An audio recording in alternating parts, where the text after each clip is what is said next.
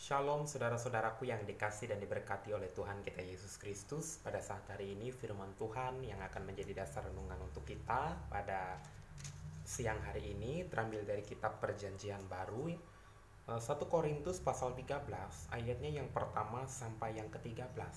1 Korintus pasal 13 ayat yang pertama sampai yang ke-13 di bawah perikop atau judul kasih. Nah, adapun tema kecil yang menjadi dasar renungan untuk kita pada hari ini adalah mengasihi lebih sungguh.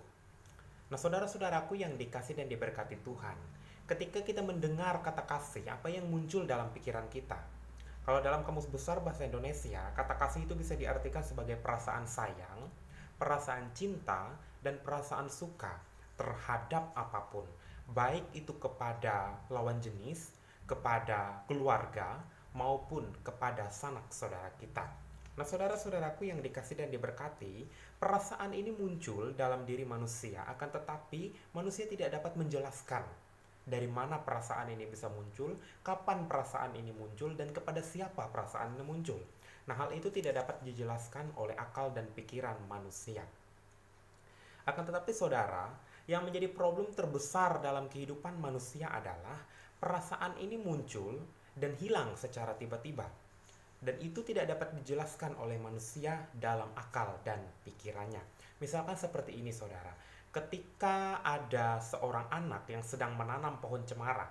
Nah, dia menginginkan ketika Natal nanti, pohon cemara itu bisa tumbuh dengan suburnya. Sehingga ketika hari Natal tiba, dia akan menghias pohon cemara itu dengan pernak-pernik Natal. Nah, akan tetapi saudara, ketika dia mengharapkan bahwa pohon cemara ini bisa tumbuh dengan sempurnanya, tetapi yang dia terima dan yang ia harapkan dari pohon cemara itu tidak sesuai dengan apa yang dia dapatkan. Pohon cemara itu tidak bisa tumbuh dengan baik. Dan pada waktu Natal tiba, pohon cemara itu tidak sesuai dengan apa yang menjadi harapannya. Dan sehingga perasaan sayangnya, perasaan cintanya yang awalnya sangat-sangat besar kepada pohon cemara itu menjadi berkurang dan menghilang. Nah, saudara-saudaraku yang dikasih dan diberkati, dalam kekristenan kita mengenal ada 4 bentuk kasih. Yang pertama adalah kasih agape, yang kedua kasih philea, yang ketiga kasih storge, dan yang keempat kasih eros. Nah, kasih ini adalah kasih yang terdapat dalam kehidupan manusia. Bukan keempat kasih ini yang ada dalam kehidupan manusia, tetapi salah satu dari keempat kasih ini. Nah, sebagaimana yang saya katakan tadi bahwa ada 4 kasih yang ada dalam kehidupan manusia. Yang pertama kasih agape. Nah, kasih agape itu adalah kasih yang datang daripada Tuhan, kasih yang berasal daripada Tuhan, yang menaungi kehidupan manusia. Yang kedua kasih philea. Nah, kasih philea ini adalah kasih antara sesama saudara, antara sesama manusia, sesama sahabat seperti itu ya. Misalkan dalam suatu hubungan persahabatan ada kasih di dalamnya. Dan yang ketiga, kasih storge. Nah, kasih storge ini biasanya merupakan kasih yang terjadi antara orang-orang yang terikat atau saudara. Misalkan misalkan seperti ibu mengasihi anaknya, ayah mengasihi anaknya, anak mengasihi orang tuanya, dan seterusnya. Itu kasih storge. Dan yang keempat adalah kasih eros. Kasih eros ini adalah kasih yang didasari dengan hawa nafsu manusia. Kasih eros ini berasal dari dalam lubuk hati manusia dan itu disampaikan kepada lawan jenisnya. Berbeda dengan kasih philea tadi, kalau kasih philea itu kepada semua orang, kepada siapapun, baik itu laki-laki, perempuan, ya. Tetapi kalau kasih eros ini berfokus kepada lawan jenis. Nah, saudara-saudaraku yang dikasih dan diberkati oleh Tuhan kita Yesus Kristus. Dalam suratnya yang pertama kepada jemaat di Korintus, Rasul Paulus ini menyampaikan suatu nasihat, menyampaikan suatu ajaran, menyampaikan suatu teguran kepada jemaat di Korintus pada saat itu.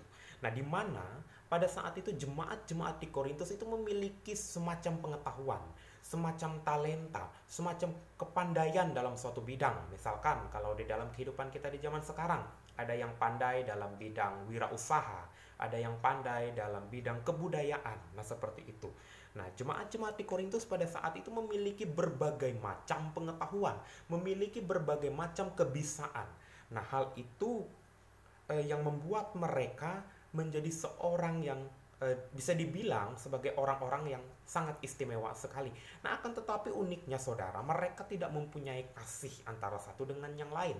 Nah, hal itu yang kemudian membuat Rasul Paulus menuliskan surat ini kepada jemaat di Korintus sebagai tujuan agar jemaat di Korintus bisa memiliki kasih. Terbukti dalam ayatnya yang pertama, sekalipun aku dapat berkata-kata dengan semua bahasa, bahasa manusia dan bahasa malaikat, tetapi jika aku tidak mempunyai kasih, aku sama dengan gong yang berkumandang dan canang yang gemerincing. Itu artinya saudara, ketika seseorang itu memiliki suatu kepandaian dalam bidang yang kemungkinan hal itu tidak dimiliki oleh orang lain, akan tetapi jika ia tidak memiliki kasih yang datang daripada Allah, itu sifatnya sia-sia saja, seperti yang dikatakan oleh Rasul Paulus. Sekalipun aku dapat berkata-kata dengan semua bahasa, tetapi jikalau aku tidak memiliki kasih, itu artinya bahwa apa yang dimiliki itu tidak ada gunanya. Nah, di dalam suratnya yang pertama ini Rasul Paulus menuliskan kata kasih. Nah, kata kasih ini dia tuliskan dalam teks aslinya menggunakan bahasa Yunani dengan menggunakan kata agape. Nah, seperti yang saya katakan tadi, bahwa kata agape adalah kasih yang berasal dari Allah atau berasal dari hadirat Allah. Kasih ini bersifat kekal dan tidak berkesudahan. Nah, saudara-saudaraku yang dikasih dan diberkati, mengapa Rasul Paulus menuliskan suratnya yang pertama ini kepada jemaat di Korintus dengan menggunakan kata agape? Itu harapannya agar jemaat-jemaat di Korintus dapat senantiasa mengasihi sesamanya dengan kasih agape atau kasih yang berasal daripada Allah.